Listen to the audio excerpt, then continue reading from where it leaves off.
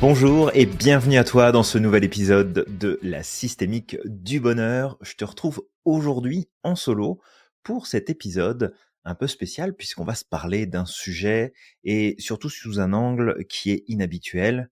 Je vais te parler de la colère, de ce sentiment, de cette émotion qui parfois prend beaucoup de place à l'intérieur de nous et qui peut être parfois vue effectivement comme quelque chose qui est négatif. Et pourtant, ressentir de la colère est quelque chose d'important, et on va particulièrement mettre l'accent aujourd'hui sur le fait de ressentir de la colère contre soi-même, et en quoi ça peut être bénéfique. Alors, je sais que ça peut être un peu paradoxal, parce que en général, quand on parle de colère envers soi, on est plutôt dans un discours de mais non, mais faut être sympa avec soi, faut être doux, faut être bienveillant, faut se respecter, etc. Oui, et tout ça, ce sont des points qui sont extrêmement importants, mais malgré tout, l'expression de la colère bien placée et bien ordonnée va avoir un impact positif sur nous, avec bien entendu un effet sur une échelle assez courte dans le temps, en termes de répétition, pour que ce soit localisé. Si tu tapes dessus tous les jours et que tu es en colère contre toi tous les jours, bien évidemment, là, ça va pas marcher du tout. Alors, on va aller voir ensemble, à travers cet épisode de podcast, quels sont les avantages, en fait, psychologiques qui vont être surtout mis en avant par rapport à cette notion de colère. Mais on va peut-être d'abord refaire un petit point en premier sur les effets négatifs pour qu'on soit bien au clair là-dessus et que tu repartes en fait avec un maximum d'informations pour bien comprendre que je suis pas en train de te dire ici à travers cet épisode mets-toi en colère contre toi-même tout le temps parce que c'est bénéfique. Ça l'est pas du tout.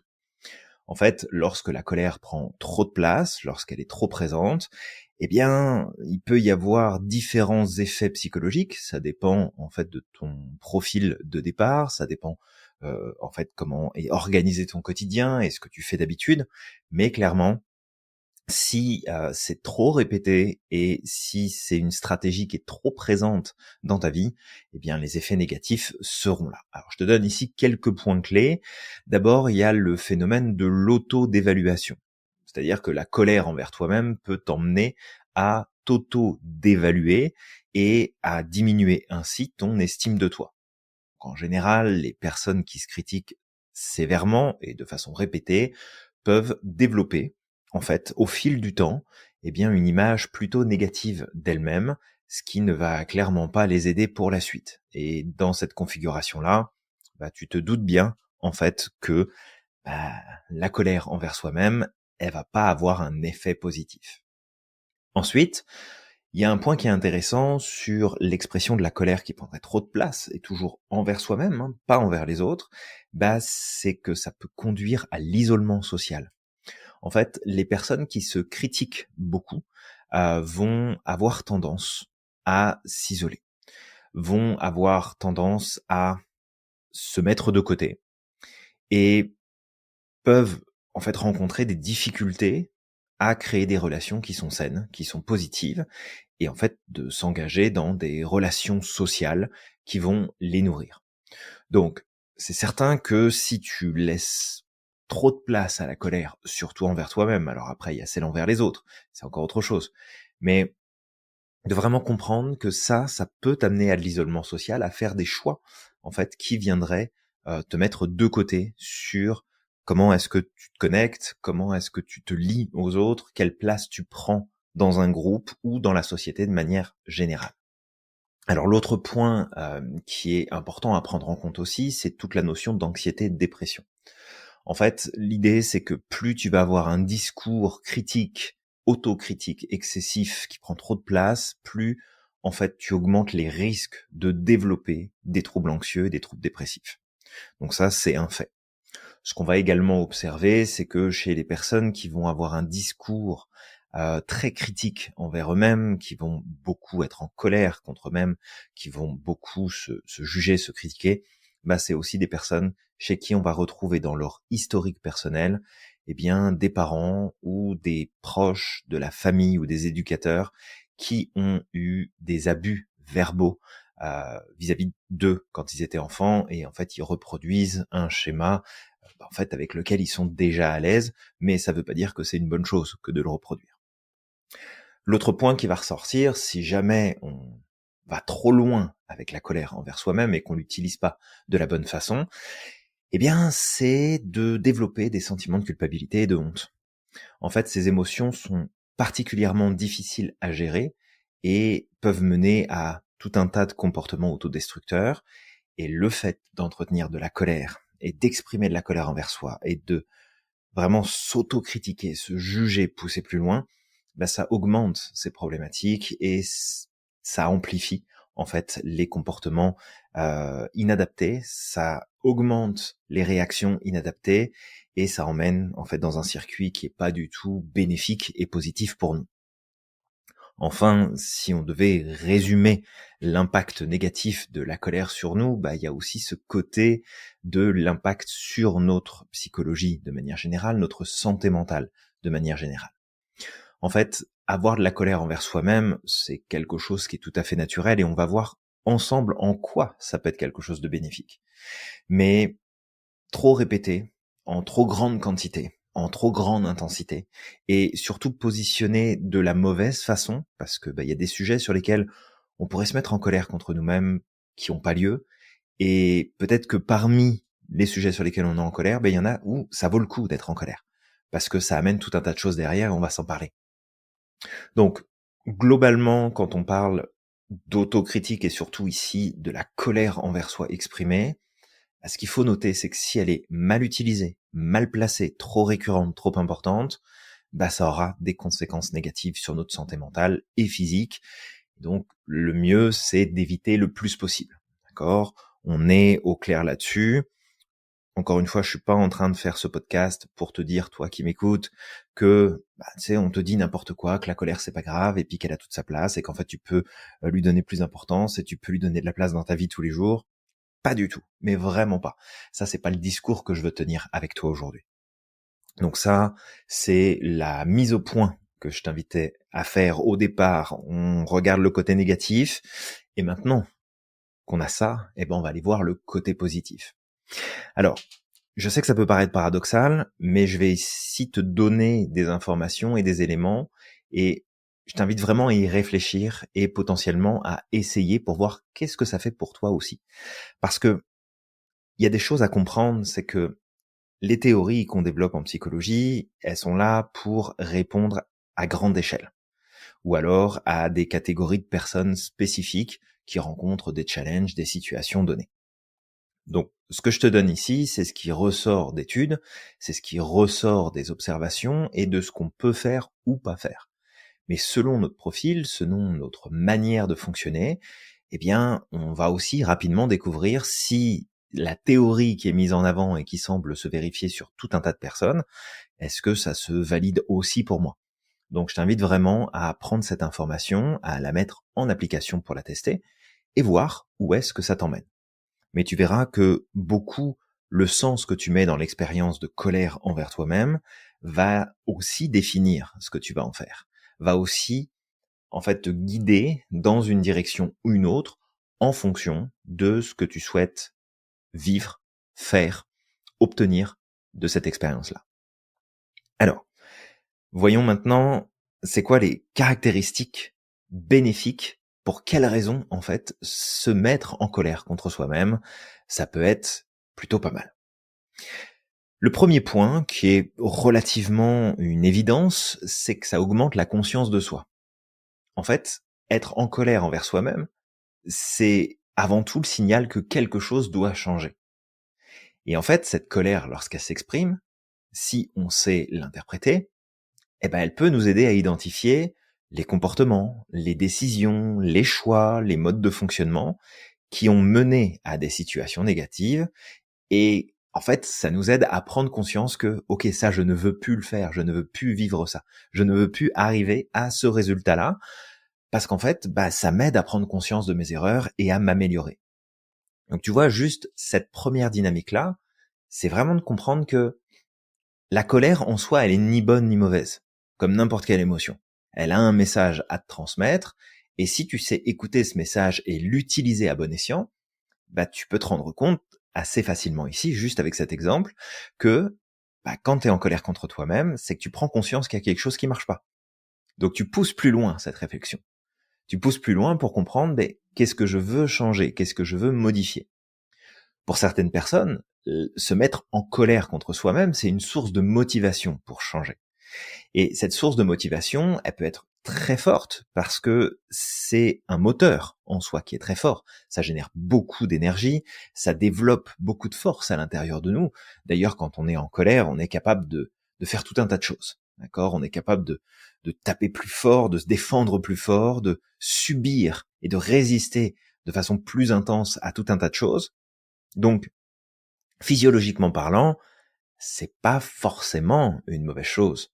Mais attention, la science nous a démontré aussi que pour chaque minute de colère qui est entretenue à l'intérieur de nous, c'est aussi des heures et des heures et des heures d'indisponibilité de nos mécanismes de défense immunitaire parce que, en fait, on développe tellement de cortisol quand on maintient la colère que le seul moyen de se débarrasser du cortisol, c'est notre système immunitaire qui va aller capter tout ça et s'en débarrasser. Sauf que quand on est occupé à se débarrasser de tout le cortisol qu'on produit, forcément, nos défenses, elles sont beaucoup moins disponibles pour nous protéger des autres petites bébêtes d'infections et virus qui circulent autour de nous en permanence. Donc, c'est un moteur qui est puissant pour de la motivation, mais encore une fois, est-ce que ce moteur fonctionne chez toi ou est-ce qu'il est limitant ? Parce que oui, chez certaines personnes, se mettre en colère contre soi-même dans un laps de temps qui est très court pour prendre conscience et passer à l'action, ça fonctionne super bien. Pour d'autres, on va avoir tendance à s'enfoncer là-dedans et à lui faire prendre des proportions qui seraient pas bonnes. Donc vraiment fais le point. Est-ce que tu es une personne qui a tendance à ruminer, à te mettre en colère, à ressasser, à te juger, à t'autocritiquer de manière assez prononcée déjà, et dans ce cas-là, ce que je t'explique dans ce podcast ne va peut-être pas s'appliquer à ta situation, ou est-ce que tu es plutôt dans une dynamique où finalement l'autocritique il y en a, mais ça occupe pas tout ton espace, et que parfois se mettre en colère contre toi-même, ça sera un moyen efficace de faire des prises de conscience. D'ailleurs, en parlant de prise de conscience, il y a un élément qui est assez curieux quand on y pense, mais quand on pousse plus loin, on se dit, mais oui, ça fait beaucoup de sens. C'est la notion d'affirmation de soi. Parce que oui, quand tu te mets en colère envers toi-même, c'est que t'as pas respecté quelque chose qui était important pour toi, que tu t'es mis ou mise dans une situation qui est inacceptable pour toi. T'accèdes à un résultat qui ne te convient pas. Eh bien, te mettre en colère contre toi-même, c'est une forme, et en fait, c'est un premier pas vers l'affirmation de soi. C'est étrange de se le dire comme ça, parce que souvent, quand on se dit, je veux m'affirmer un peu plus, je veux prendre plus ma place, on aurait plus tendance à se dire, qu'est-ce que je peux faire pour m'affirmer plus auprès des autres? Comment est-ce que je peux m'affirmer plus auprès de ceux qui m'entourent? D'arrêter de me faire marcher dessus. Mais ce qu'on oublie dans l'équation, c'est que ça commence d'abord par nous-mêmes. Comment est-ce que je me respecte au quotidien? Comment est-ce que je m'affirme vis-à-vis de moi-même? Parce que c'est pas la première fois que je le dis, et je pense que je le redirai encore longtemps, mais on n'est pas tout seul, toute seule dans notre tête, d'accord? On est beaucoup dans notre tête. Il y en a qui pensent, il y en a qui parlent, il y en a qui réfléchissent, il y en a qui doutent, il y en a qui remettent en question. Il y a tout un tas de parties à l'intérieur de nous qui sont constamment en interaction. Et plus en fait tu as une pensée élaborée, une métacognition élaborée, plus tu te rends compte que non, on n'est pas tout seul là. Sauf que si toi, en tant qu'individu dans ton identité, tu ne t'affirmes pas vis-à-vis de toi-même pour dire à ton comportement que ça ne te convient pas, pour dire à ta pensée que t'en as ras-le-bol qu'elle soit là et que tu veux penser différemment, que tu ne veux plus en fait agir ou réagir de telle ou telle façon, tu t'affirmes pas. Donc c'est difficile ensuite de s'affirmer à l'extérieur. Donc en reconnaissant finalement et en acceptant ces émotions, et là particulièrement celle de la colère aujourd'hui, on peut apprendre en fait à s'exprimer de manière plus saine et à fixer des limites d'abord pour nous-mêmes, mais aussi pour le monde extérieur. Donc c'est là où, tu vois, le côté, oui, la colère, c'est pas une émotion qui va avoir un impact positif à plein de niveaux selon comment on l'utilise. Mais dans certaines configurations, en fait, ça peut être un levier de changement très important, et entre autres ici, d'affirmation de soi.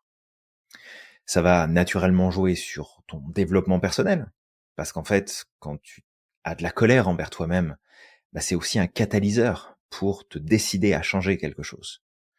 Et plus tu vas aller comprendre et décortiquer quelles sont les sources de ta colère, plus en fait tu vas découvrir des aspects de toi-même qui en fait vont te montrer que ça nécessite une attention particulière, que ça nécessite de ta part un travail pour améliorer, pour changer, pour transformer. Parce que quand on regarde la définition de la colère, c'est avant tout un message de ton système qui t'indique que il y a quelque chose qui ne marche pas dans ton expérience. Il y a quelque chose qui ne respecte pas tes valeurs, tes besoins, ton identité, tes attentes, qui ne respecte pas qui tu es au fond de toi. Et l'émotion de colère est quelque chose de non seulement très sain quand elle est bien utilisée, bien évidemment, mais aussi quelque chose de très positif quand tu apprends à l'écouter. Parce que apprendre à gérer la colère envers soi-même, ça peut aider à développer des compétences aussi émotionnelles qui sont plus larges. Parce que tu vas développer ton autorégulation émotionnelle et en plus tu vas augmenter ta résilience face aux défis. Donc, accepter l'émotion de colère, la laisser ressortir, être ressentie, être exprimée de la bonne façon. Ça ne veut pas dire que tu vas prendre une chaise pour taper sur ton voisin parce qu'il t'a pris la tête, mais vraiment de canaliser ça correctement et d'y voir un moyen de progresser. D'accord? Parce que souvent, on amène avec Samir le fait que nous ne sommes pas nos comportements et que, en fait, dire que tu es quelqu'un de colérique, non. Dire que tu vis régulièrement et que t'exprimes régulièrement de la colère, ça, c'est un fait. Mais ton identité, t'as pas une identité colérique, t'as une identité de quelqu'un qui, en dehors de tout le reste, a peut-être des lacunes en termes de développement de son système d'autorégulation des émotions. A peut-être des lacunes sur quelle stratégie je peux utiliser pour canaliser et utiliser finalement cette énergie-là, bien d'une meilleure façon. Et ça nous montre aussi une personne, qui ne sait pas écouter et qui ne sait pas comprendre ce que son émotion a à lui dire et que parce qu'il y a eu trop d'accumulation, parce qu'il y a eu beaucoup trop, en fait, de résistance face à cette émotion ou d'incompréhension ou tout simplement, ça s'est répété, répété, répété, répété, donc il y a une hypersensibilité qui se fait à ce niveau-là, que ça amène des réactions beaucoup plus intenses. Mais en soi, l'émotion de colère n'est absolument pas mauvaise. Elle permet en fait beaucoup de choses. Et lorsqu'on regarde un petit peu ce que la psychologie nous dit et ce que les études sur la question nous montrent, c'est que lorsque la colère est abordée de manière constructive, équilibrée, on assiste à une amélioration personnelle. Parce que on va avoir en fait une utilisation modérée de l'autocritique, qui est une excellente chose, parce que ça permet de se remettre en question. Ça permet de dire, bon, là j'ai fait des erreurs, là je me suis trompé, là j'ai déconné, j'aurais pas dû agir comme ça. Et en fait, ça favorise l'apprentissage et l'amélioration personnelle. Parce que à ce moment-là, l'émotion de colère, elle est reconnue, elle est validée, et on n'en fait pas un truc qu'on doit absolument ranger au placard. On comprend qu'elle a sa place, et plus on l'écoute rapidement, plus on la laisse s'exprimer de la meilleure façon possible, bien évidemment, mieux c'est.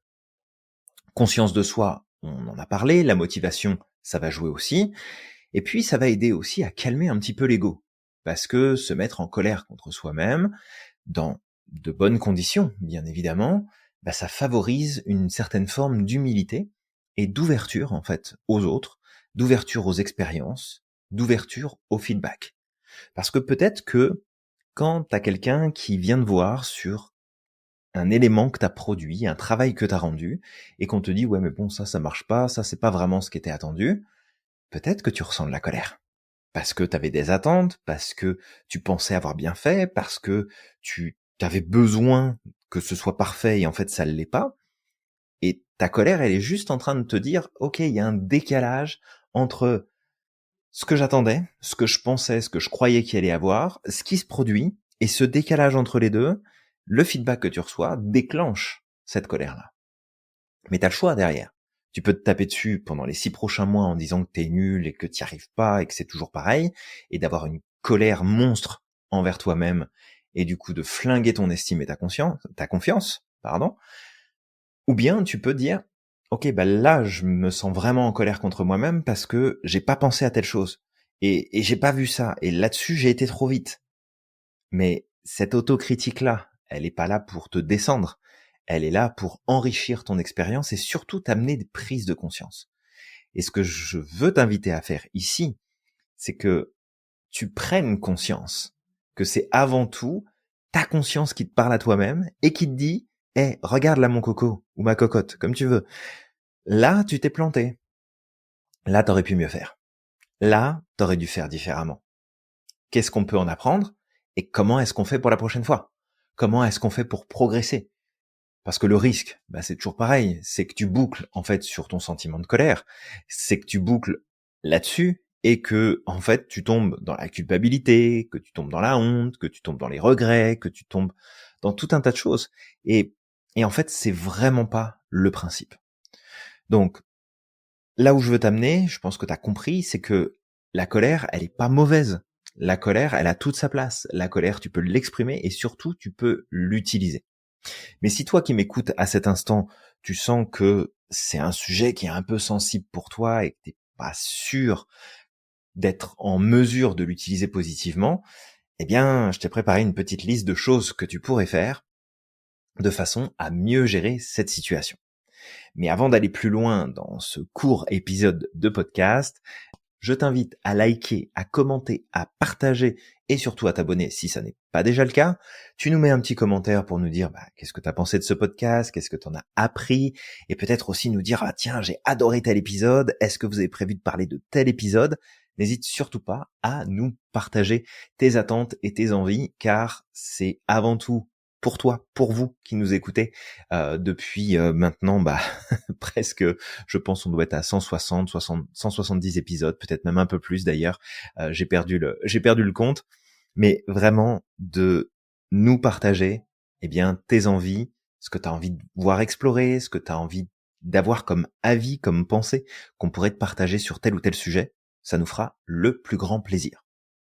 Aussi, autre point qui est important, c'est que si tu as un projet de reconversion professionnelle, imaginons que tu as travaillé dans le domaine des relations humaines, dans les RH, est-ce que tu as travaillé peut-être en tant que manager, chef d'équipe, est-ce que tu as tout simplement eu toujours en toi cette dynamique d'être présente pour les autres, d'être à l'écoute, de discuter, de conseiller, d'aider, de supporter, et que tu as envie d'en faire un métier, que tu as envie en fait de redonner à ta carrière professionnelle une dynamique beaucoup plus humaine, avec beaucoup plus de sens et beaucoup plus de connexion à tes valeurs profondes, eh bien sache que à l'Institut, bien sûr on forme au métier du coaching, mais surtout on t'aide concrètement à faire de ton projet de reconversion professionnelle dans les métiers de la relation d'aide et spécifiquement du coaching ici, une vraie réalité. Parce qu'on t'accompagne à la fois dans ta formation, dans ton accompagnement sur le terrain avec des entraînements pratiques, de la supervision, mais aussi un accès énorme à des informations, des techniques, des outils et à un enseignement qui est digne de ce que tu trouverais en université, mais à un niveau beaucoup plus accessible finalement pour chacun, chacune, et la possibilité aussi de t'inscrire avec de grandes facilités d'investissement pour justement ton futur.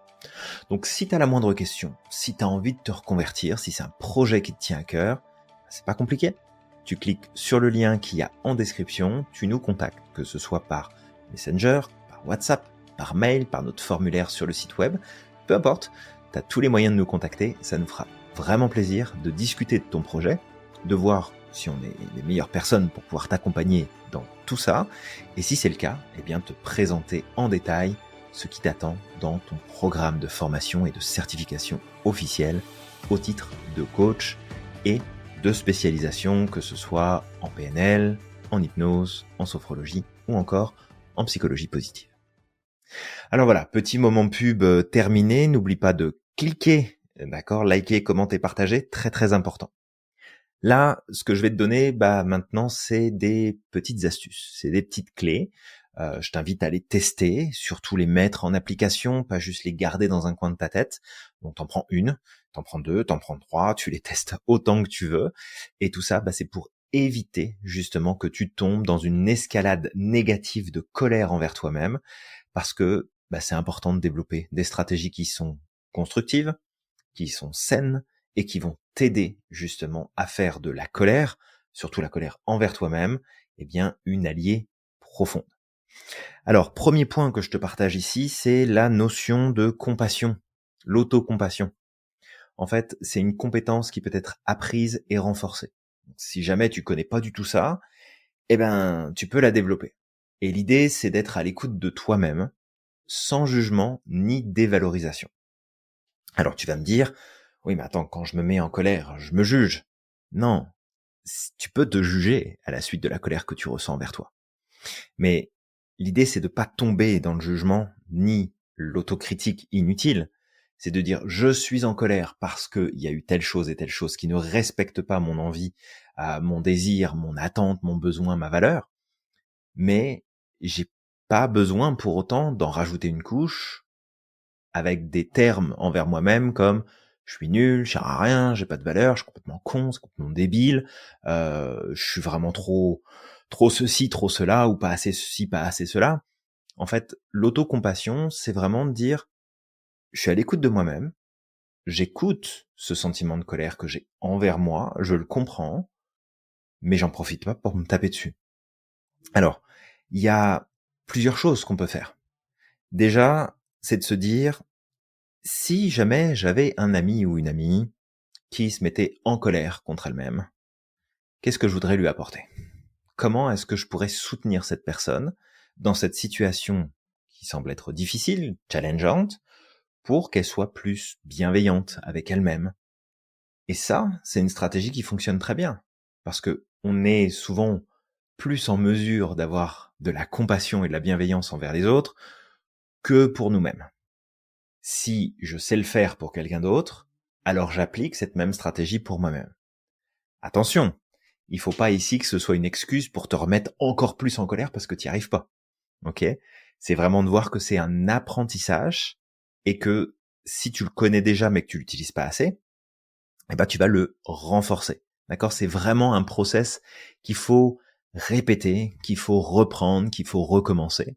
Parce que l'autocompassion, je sais pas toi, hein, mais à part peut-être dans ton milieu familial, potentiellement, tes parents, tes proches qui t'ont appris, ou en tout cas qui ont tenté de t'apprendre d'avoir cette compassion envers toi, le système en lui-même et la société en elle-même, elle est pas là en train de te dire, mais tu sais, tu pourrais être un petit peu plus dans la compassion, tu pourrais être plus dans la bienveillance envers toi-même. Oui, t'as commis des erreurs, oui, t'as fait des choses qui fonctionnaient pas, oui, tu t'es trompé, oui, t'aurais pu faire mieux, mais regarde, t'as déjà fait. Voilà. En général, c'est pas un apprentissage qu'on a durant notre enfance. C'est d'ailleurs en partie dommageable parce que ça fait de nous des adultes qui peuvent être facilement dysfonctionnels sur certains sujets, surtout sur la question des émotions. Donc, peu importe d'où est-ce que tu pars, peu importe ton historique là-dessus, sache que c'est une compétence que tu peux développer aujourd'hui et en fait aller beaucoup plus loin là-dessus. Deuxième point, c'est la gestion des émotions. Alors, tu t'en doutes, on parle de l'émotion de colère. Donc là, c'est reconnaître, accepter ton émotion et surtout bien retenir que l'émotion de la colère, elle a un message fort à te faire passer. Et moins tu l'écoutes, moins tu le reconnais, plus la colère va se représenter et plus elle va être intense.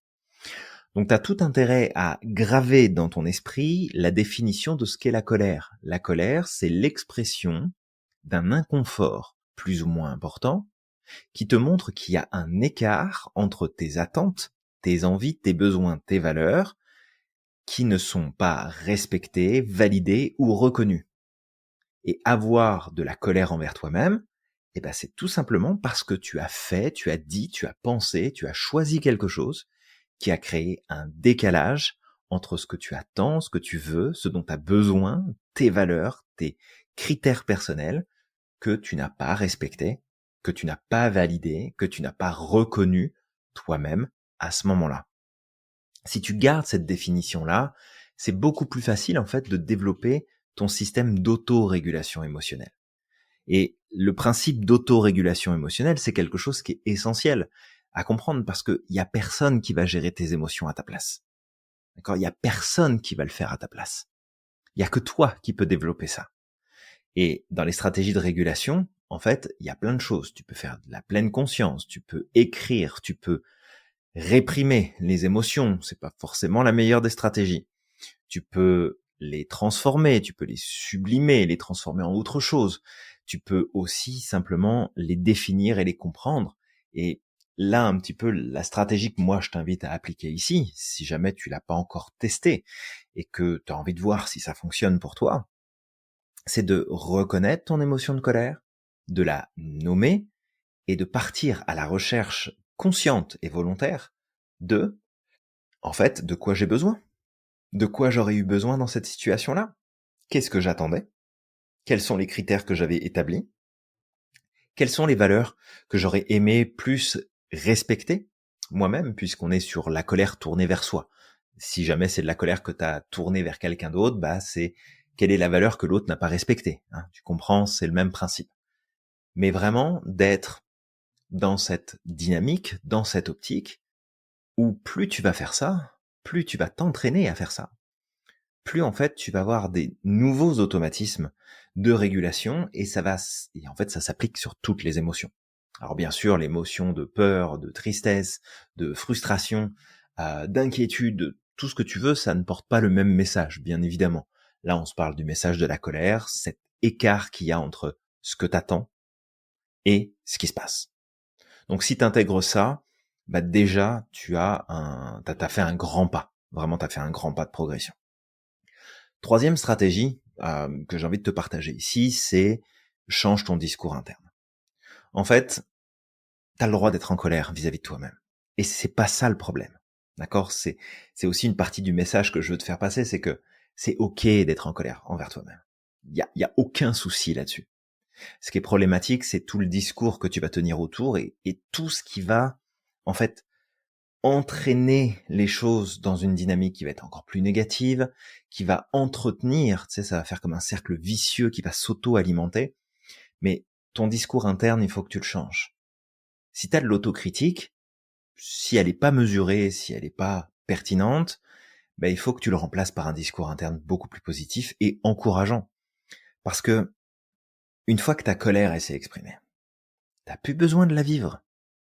Une fois que t'as compris le message, t'as plus besoin de la vivre. C'est un peu comme si tu te mettais sur ton téléphone portable et t'as reçu un message qui est pas très sympa.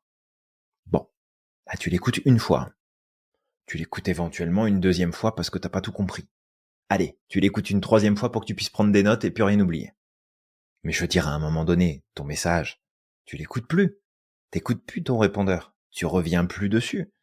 Parce que si jamais tu reviens dessus, eh ben, tu revis encore la même chose. Bah, ta colère, c'est la même chose. À partir du moment où tu as compris le message, à partir du moment où tu sais ce que ça signifie pour toi et ce qu'il faut que tu fasses, eh ben, change ton discours. Et vraiment, je te le dis avec beaucoup de bienveillance et j'ai pleinement conscience que c'est pas évident à faire. Quand je suis pas en train de te dire, regarde, c'est facile de changer ton discours, fais un effort. Alors oui, fais un effort, mais surtout, donne-toi du temps. Et recadre à chaque fois un peu plus. Parce que entre je me mets en colère et je me tape dessus, je me critique, je me rabaisse, je me ceci, je me cela, bon, si t'as déjà pris ce chemin-là, tu sais où est-ce que ça emmène et clairement le résultat il est pas bon. Et l'autre stratégie, celle que je te propose aujourd'hui de ok, bon, j'ai exprimé ma colère, je suis très en colère envers moi-même par rapport à ça, voilà ce que j'aurais préféré faire, voilà ce que j'aurais préféré mettre en place, voilà ce que j'ai pas respecté pour moi, pourtant qui est important. Donc maintenant, eh ben, où est-ce que je m'en vais? Je vais décider de mettre ça en place. Allez, vas-y, Julien, tu peux y arriver. On va prendre sur nous-mêmes, on va respirer à fond et on va y aller. Et en fait, c'est ça que je te propose de faire. C'est pas de partir dans un discours bisounours, les licornes, etc. Même si ça peut être super cool, mais c'est d'être cohérent aussi avec toi et de savoir entretenir un discours interne qui va être beaucoup plus aidant et qui va pas venir remplacer quoi que ce soit, qui va pas venir, en fait, masquer ce qui fonctionne pas. Mais plus de dire, maintenant je sais ce qui fonctionne pas, allez, je me motive, on y va, je sais que je peux y arriver, je vais peut-être me replanter à nouveau, mais je vais corriger, d'avoir un discours qui va être aidant et encourageant. Voilà. Ça, c'est vraiment ce que je t'invite à faire. Et en faisant ça, bah, tu vas favoriser ton optimisme. Et c'est super important. Parce que cultiver ton optimisme et ta bienveillance envers toi-même, et bien sûr envers les autres, va contribuer à ce que tu aies un bien-être général, va contribuer à réduire ton sentiment de colère, et va t'aider à restructurer tes comportements, ta manière d'agir, de faire. Mais attention, on n'est pas au pays des bisounours. C'est pas en mode je me dis tous les jours que ça va bien et que je vais y arriver que c'est ce qui va se produire. Il faut que tes pensées accompagnent tes actions, que tes actions soient alignées avec ça, et que tu sois dans cette bienveillance, dans cette compassion de j'ai peut-être un grand chemin à parcourir, j'ai peut-être juste quelques pas à faire, mais de réussir justement à cadrer ça le plus possible.